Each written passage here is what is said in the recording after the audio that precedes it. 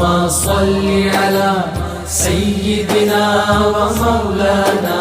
محمد وعلى سيدنا علي وسيدتنا فاطمة وسيدتنا زينب وسيدنا حسن وسيدنا حسين. اعوذ باللہ من الشیطان الرجیم. بسم اللہ الرحمن الرحیم. الحمد للہ رب العالمین والصلاة والسلام علی اشرف الانبیاء والمرسلین واہل بیتہ الطیبین الطاہرین المعصومین. اما بعد. سورہ مبارک انفال آیت نمبر 41 سے آیت نمبر 45 41 سے 45 یہیں سے 10ویں پارے کا آغاز بھی ہو رہا ہے. پہلی آیت جو صفحے پر ہے اس میں پروردگار عالم خمس کا حکم بیان فرما رہا ہے. سورہ انفال کے آغاز میں ہی یہ بات آ چکی کہ انفال کے وسیع معنی کا ایک مصداق یہ بھی ہے، اور وہ سب کا سب اللہ اور اللہ کے رسول کے لیے ہے. مگر پھر پروردگار عالم نے یہاں پر اس کی ایک تقسیم بیان کی کہ 5واں حصہ نکال کر کے جو باقی جو 4 حصے ہیں، اگرچہ یہاں پر وہ معاملہ مسکوت ہے، اس کے بارے میں بیان نہیں ہوا، مگر نتیجہ یہی نکالا گیا کہ باقی 4 حصے جو ہیں وہ ان افراد میں تقسیم کر دی جائیں گے جو مجاہدین تھے، اور ان کے درمیان یہ تقسیم ان کی زحمتوں کی تلافی کے لیے کی جائے گی. بے شک ان کا مقصد قربتاً اللہ ہونا چاہیے، مگر اب جو مال ہاتھ آیا ہے تو جہاد کی صورت میں جو مال ہاتھ آیا ہے دشمنوں کا، وہ اس طرح سے تقسیم کر دیا جائے گا کہ ایک حصہ نکال دیا جائے اور 4 حصے جو ہیں وہ ان میں تقسیم کر دیے جائیں. تو جو ایک حصہ نکال دیا جائے گا وہ 5واں حصہ ہوگا، اسی کو عربی کے اندر خمس کہا جاتا ہے. اب اس کے بعد بحث اس میں ہے کہ یہ جو غنیمت کا جو لفظ استعمال ہوا ہے یہ کیا صرف اور صرف جنگ سے مخصوص ہے؟ اس میں تو کوئی شک نہیں کہ یہاں پر جس کانٹیکس میں بات ہو رہی ہے وہ جنگ بدر ہے، مگر کیا یہ صرف اور صرف جنگ سے مخصوص ہے یا اس کے علاوہ بھی اس میں وسعت موجود ہے؟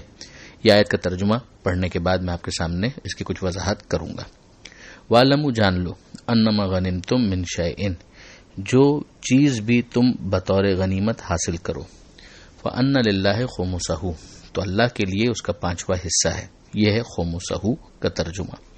وَلِلرَّسُولِ، اور رسول کے لیے ہے. وَلِذِي الْقُرْبَى، اور صاحبان قرابت کے لیے. یہ 3 جو بیان کیے گئے، اللہ، رسول اور صاحبان قرابت،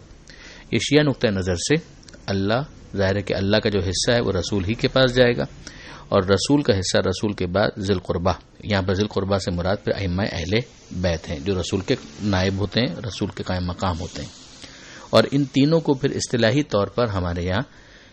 کہا جاتا ہے سہم امام. سہم یعنی حصہ، امام کا حصہ جس کے اندر ذی القربہ بھی آ گیا، رسول کا حصہ بھی ہو گیا اور اللہ کا حصہ بھی ہو گیا. پھر اس کے بعد 3 اور کیٹیگریز آ رہی ہیں، والیتامى والمساکین وابن السبیل، اور یتیموں کے لیے، مساکین کے لیے اور ابن سبیل کے لیے. یہ جو 3 کیٹیگریز آئیں کہ یہ جو یتیم ہے، مسکین ہے اور ابن سبیل ہے،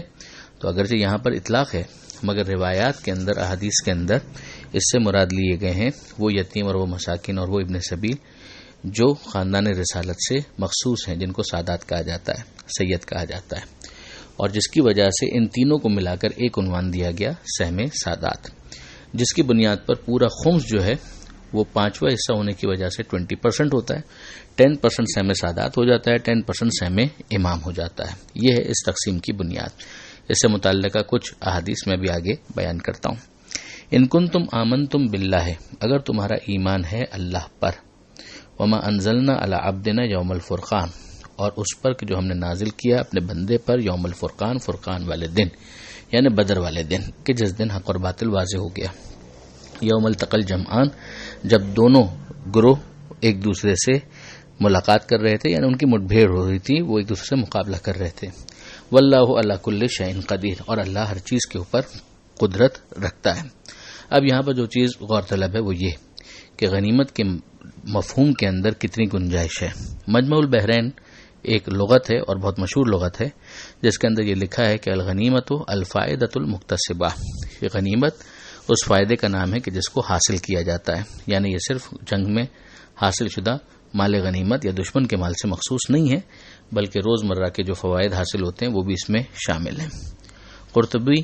اپنی تفسیر کے اندر لغت کے حوالے سے یہ لکھتے ہیں کہ الغنیمت فی اللغت، کہ غنیمت کا لغت میں مطلب ہے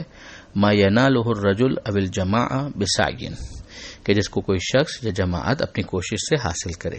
یہ جنگ سے مخصوص نہیں ہے۔ اس کا بھی خلاصہ یہی ہوا۔ یہ دو لغت کے حوالے ہو گئے، اور اس کے بعد پھر معصومین کے حوالے کہ چھٹے امام جعفر صادق علیہ الصلوۃ والسلام غنیمت کے حوالے سے فرماتے ہیں کہ ہی واللہ الافادۃ یومن بیومن، کہ اللہ کی قسم یہ وہ فائدہ ہے کہ جو روز کے روز انسان کو حاصل ہوتا ہے۔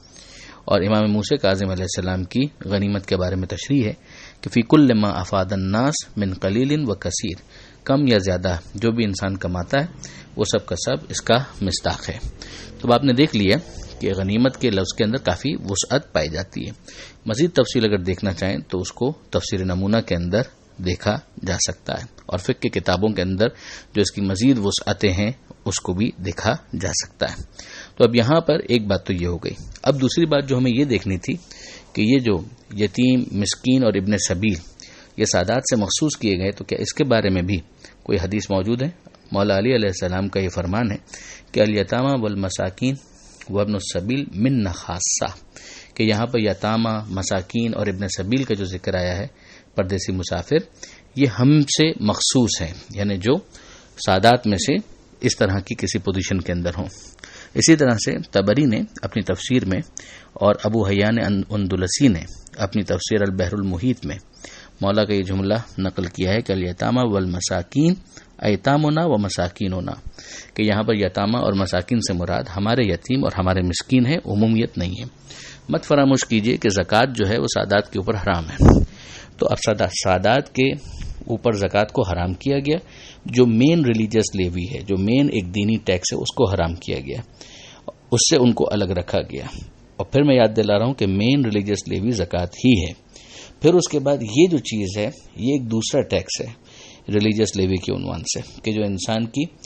آمدنی سے خرچ ہونے کے بعد جو کچھ بچ جاتا ہے اس کے اوپر بھی لاگو ہوتا ہے، جنگ سے حاصل ہونے والے مال غنیمت پر بھی لاگو ہوتا ہے، کچھ اور کیٹیگریز ہیں ان پر بھی لاگو ہوتا ہے، جن کی تشریح جو ہے وہ فقہ کی کتابوں کے اندر دیکھی جا سکتی ہے۔ تو ان سے جو حاصل ہو رہا ہے وہ بھی سارا کا سارا سادات کے لیے نہیں، اس کا آدھا جو ہے وہ سہم امام، یعنی اللہ رسول اور ذی القربہ کے عنوان سے سہم امام بنتا ہے، اور اس کے ذریعے سے دین کی تبلیغ اور دیگر جو اخراجات ہوتے ہیں ان کو پورا کیا جاتا ہے، اور جو باقی چیز جو رہ جاتی ہے اس کے ذریعے سے سادات اور مساکین، جو سادات، سارے سادات نہیں، سادات میں بھی وہ جو فقر کی وجہ سے پریشان ہیں، جن کے پاس سال بھر کا خرچہ نہیں ہے، جو ان کے یتیم ہیں، مسکین ہیں اور وہ ابن سبیل ہیں، ان کی اس میں سے اتنی کمک کی جائے گی کہ جس سے سال بھر کا خرچہ ان کا پورا ہو سکے۔ تو یہ ہے اس کا کل خلاصہ، یہ زکوٰۃ کے مقابلے پر ایک تھوڑی سی ان کی کمک کرنے کی کوشش کی گئی ہے۔ باقی تفصیل اپنے مقام پر، اس سے زیادہ کی گنجائش اس جگہ پر نہیں ہے۔ اب آگے پھر پروردگار عالم نے جنگ بدر ہی کے بارے میں مزید بیان کرنا شروع کیا۔ اذ انتم بالعدوۃ الدنیا، جبکہ تم ادھر کے کنارے پر تھے، وہم بالعدوۃ القصویٰ، اور وہ ادھر کے کنارے پر دور تر، یعنی ایک مکہ میں جو کفار تھے وہ وہاں سے آ رہے تھے، ایک مدینے کے اندر مسلمان تھے، اور شام سے ابو سفیان کا ایک قافلہ چل رہا تھا جو مال تجارت لے کر آ رہا تھا۔ اس کو کہا گیا والرکب اسفل منکم، کہ جو قافلہ تھا وہ تم سے نیچے تھا، ولو تواعدتم لاختلفتم فی المیعاد، اگر تم باہم وقت کے اعتبار سے تمہارا کوئی وقت مقرر بھی ہوتا تب بھی اختلاف ہو جاتا، ولیکن لیقضی اللہ امرا کان مفعولا، مگر اللہ کو تو پورا کرنا تھا اس بات کو جو کہ ہونے والی تھی، یعنی پروردگار نے یہ طے کر لیا تھا کہ جنگ بدر یہاں پر اب ہو جائے، کہ یہ جو حملہ کرنے کے لیے آ رہے ہیں مکہ سے تو ان سے مقابلہ ہو جائے، مٹبھیڑ ہو جائے۔ لیہلک من ہلک عن بینہ، تاکہ جو ہلاک ہو وہ حجت تمام ہونے کے بعد ہلاک ہو، ویحیی من حی عن بینہ، اور جو زندہ رہے وہ حجت کی بنا پر زندہ رہے، یعنی ہر ایک کے اوپر جو اگر کفر پر بھی باقی رہنا چاہتا ہے تو پھر اس کے لیے بھی واضح ہو جائے کہ یہ کفر ہے، اور جو کفر سے پلٹنا چاہتا ہے تو اس کے اوپر بھی حجت تمام ہو جائے، جو مسلمان رہنا چاہتا ہے اس پر بھی حجت تمام ہو جائے۔ وَإِنَّ اللَّهَ لَسَمِيعٌ عَلِيمٌ، اور یقیناً اللہ سننے والا ہے اور اللہ جاننے والا ہے۔ یہاں سے یہ جو رویداد شروع ہوئی اس کو میں مزید ایکسپلین کروں علامہ سید علی نقی صاحب کے الفاظ میں کہ مسلمان مدینے کی طرف سے چلے اور ابو جہل کی سرکردگی میں مشرکین کا لشکر مکہ سے آ رہا تھا، اور ابو سفیان کی سرکردگی میں تجارتی قافلہ شام کی جانب سے آ رہا تھا۔ ہو سکتا تھا کہ مسلمان مکہ والوں کے آنے سے پہلے آگے بڑھ جاتے اور شام کے قافلے تک پہنچ جاتے اور کفار ان کی زد سے باہر نکل کر مدینے پر حملہ آور ہو جاتے، مگر نہ یہ ہوا اور نہ وہ، بلکہ اہل اسلام اور کفار مکہ کی جماعتیں ٹھیک ایک دوسرے کے مقابلے میں ایک ہی وقت پر اس طرح آمنے سامنے پہنچ گئیں کہ مقابلہ ناگزیر ہو گیا۔ اس کو ایک غیر معمولی کرشمہ قدرت کے طور پر بیان کیا جا رہا ہے کہ اس طرح ایک ہی وقت پر اس جگہ دونوں جماعتوں کا پہنچنا ہوا کہ معلوم ہوتا ہے جیسے پہلے سے دونوں میں طے ہو گیا تھا کہ وہاں پر ہم دونوں اس وقت پر ملیں گے، بلکہ اگر آپس میں اس طرح کا قول و قرار بھی ہوتا تب بھی کچھ تو اختلاف ہو ہی جاتا کہ ایک کچھ پہلے پہنچتا اور دوسرا کچھ بعد، لیکن یہ خداوندی انتظام تھا تاکہ اب ایک دفعہ کفر کو اسلام کے مقابلے میں طاقت آزمائی کا موقع دے ہی دیا جائے، اور پھر ظاہری اسباب کے تقاضے کے بالکل برخلاف اس اقلیت کو اس اکثریت کے مقابلے میں فتح عطا کر کے دکھلا دیا جائے، اور اس کرشمہ قدرت کے ذریعے سے حق اور باطل بالکل نمایاں ہو جائے۔ اب جو ہلاک ہو یعنی کفر پر قائم رہے وہ حق کے آثار آنکھوں سے نمایاں دیکھنے کے بعد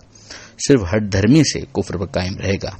اور جو زندہ ہو یعنی ایمان اختیار کرے وہ حجت یعنی پوری بصیرت ایمان کے ساتھ۔ اب اس کے بعد جو اگلی آیت ہے اس میں پروردگار فرماتا ہے اذ یریکہم اللہ فی منامک قلیلا، اور جب کہ اللہ نے آپ کے خواب میں ان کی تعداد آپ کو کم دکھائی، ولو اراکہم کثیرہ، اگر وہ آپ کو ان کی تعداد زیادہ دکھاتا، لفشلتم ولتنازعتم، تو تم لوگ سست ہو جاتے اور طریقہ کار میں آپس میں دست و گریباں ہو جاتے، فی الامر لتنازعتم فی الامر ولکن اللہ سلم، مگر اللہ نے خیریت رکھی، انہ علیم بذات الصدور، یقیناً سینوں کے اندر والی باتوں کا جاننے والا ہے۔ اب یہاں پر بھی غور طلب بات یہ ہے کہ جنگ بدر کے پہلے پیغمبر اکرم صلی اللہ علیہ وآلہ وسلم کو اس جنگ کی صورت خواب میں دکھلائی گئی ہے اور اسی کے پیش نظر آپ برآمد ہوئے ہیں۔ اس سے بھی وہ حکایت یا خیال غلط ہو جاتا ہے کہ پیغمبر اصل میں مشرکین کے قافلے کو معاذ اللہ لوٹنے کے لیے نکلے تھے، مگر اتفاق سے مقابلہ اس فوج سے ہو گیا، یعنی یہ پروردگار نے پہلے ہی خواب میں بتا دیا تھا کہ مقابلہ ہونے والا ہے۔ اور یہ جو رسول کو خواب میں تعداد مشرکین کی کم دکھائی گئی وہ اس لیے کہ رسول اس خواب کو بیان فرماتے تو عام مسلمانوں پر خوف اور دہشت طاری ہو جاتی، یعنی اگر پیغمبر نے خواب میں وہی تعداد دیکھی ہوتی کثرت والی تو لوگوں کے اندر ایک خوف پیدا ہو جاتا، رسول پر نہیں لوگوں پر، اور طریقہ کار کے اختیار میں اختلاف ہو جاتا، کچھ مرعوب ہو جاتے اور ایسی رائے دیتے کہ جنگ کی نوبت نہ آئے اور گوشہ عافیت تلاش کرتے۔ تو اب یہاں پر جو خلاصہ ہوا یہ کہ حکایت وہ جو بیان کی جاتی ہے قافلے کو لوٹنے والی وہ بالکل نل اینڈ وائڈ ہو جاتی ہے، پہلے سے ہی پروردگار عالم نے اپنا پلان بتا دیا تھا خواب میں، اور یہاں پر جو نسبت ہے سستی کی وہ بھی عام مسلمانوں کی طرف ہے، پیغمبر کی طرف نہیں ہے، ورنہ بعد میں بھی اس سیغے کو مفرد ہی آنا چاہیے تھا۔ پھر اس کے بعد پروردگار اگلی آیت کے اندر فرماتا ہے وَإِذْ يُرِيكُمُوهُمْ إِذْ الْتَقَيْتُمْ فِي أَعْيُنِكُمْ قَلِيلًا، جبکہ تمہارے ایک دوسرے کے آمنے سامنے پہنچنے کے وقت وہ ان کی تعداد تمہاری آنکھوں میں کم دکھلا رہا تھا۔ یعنی اب دیکھیے پہلے پیغمبر اکرم کو خواب میں جو تعداد دکھائی گئی وہ پیغمبر اکرم نے خواب بیان کر دیا اور قلیل ہی بیان کیا اس لیے کہ تعداد دکھائی گئی تھی قلیل، اور یہاں پر جو وہاں پر میدان میں وہ آئے ہیں تو میدان میں ان کو تعداد کم دکھائی دی، یہ بھی ایک معجزہ ہے۔ وَيُقَلِّلُكُمْ فِي أَعْيُنِهِمْ، اور تمہاری تعداد بھی کم دکھائی ان کی آنکھوں میں، یعنی وہ بھی یہی سمجھ رہے تھے کہ ان کی تعداد بہت کم ہے۔ اچھا ان کی تعداد تو واقعاً کم تھی اور وہ جو سامنے تھے ان کی تعداد زیادہ تھی، مگر پروردگار عالم نے اسے بھی کم دکھایا۔ اچھا اب یہ جو کفار اور مشرکین کو مسلمانوں کی تعداد کم دکھائی ہے یہ ابتدا میں ہے، پھر بعد میں پروردگار عالم نے یہ انتظام کیا کہ انہیں تعداد میں یہ اپنے سے ڈبل نظر آنے لگے، جس کا ذکر سورہ آل عمران میں ہو چکا ہے۔ پروردگار فرماتا ہے یہ اس لیے تھا کہ لِيَقْضِيَ اللَّهُ أَمْرًا كَانَ مَفْعُولًا، کہ اللہ پورا کرے اس بات کو جو وہ کرنے والا تھا۔ وَإِلَى اللَّهِ تُرْجَعُ الْأُمُورُ، اور اللہ ہی کی طرف رجوع ہے، یعنی پلٹنا ہے تمام چیزوں کو۔ یا ایھا الذین آمنوا، اے ایمان لانے والوں، اذا لقیتم فئۃ، جب کسی جماعت کا سامنا کرو تو ثابت قدم رہا کرو، فثبتوا، ثابت قدم رہا کرو. یہ پہلے ہی آ چکا کہ بھاگنے کی اجازت نہیں ہے، فرار کی اختیار کرنے کی اجازت نہیں ہے، وہ گناہ کبیرہ ہے. اب یہاں پر اس کو ایک پازیٹو انداز سے کہا گیا کہ ثابت قدمی کا مظاہرہ کرو. فَاثْبُتُوا وَاذْكُرُوا اللَّهَ كَثِيرًا، اور ذکر کرو اللہ کا کثرت کے ساتھ. لَعَلَّكُمْ تُفْلِحُونَ، شاید کہ تم ہر طرح کی بہتری حاصل کر لو. یہاں سے بھی واضح ہوتا ہے کہ اگر کوئی میدان میں ثابت قدمی حاصل اختیار نہیں کرے گا اور فرار اختیار کرے گا تو پھر وہ فلاح دنیا اور آخرت سے محروم ہو سکتا ہے.